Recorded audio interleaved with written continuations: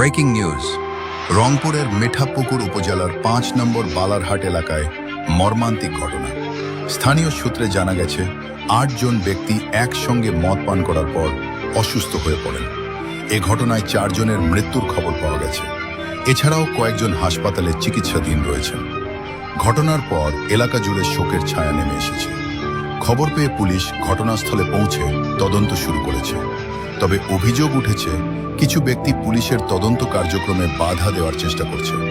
স্থানীয়দের দাবি, এলাকায় মাদক ও নেশা জাতীয় দ্রব্যের বিস্তার আশঙ্কাজনক হারে বেড়ে গেছে।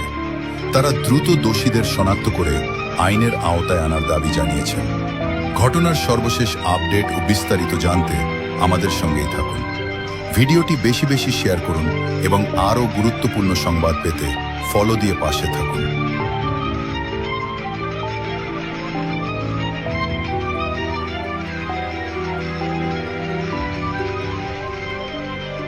আরে ভাই পুলিশের লোক, হ্যাঁ পুলিশের লোক, আমাকে তো পুলিশের লোক সেটাই বলেন কেন প্রতিষ্ঠিত পুলিশ রে ভাই, একবার সাংবাদিক আর কে বলছে? এখানে সাংবাদিক সাংবাদিক হলো ভাই এখানে 10 জনের কথা বললেন, 10 জনের একটু বাইরে আছে।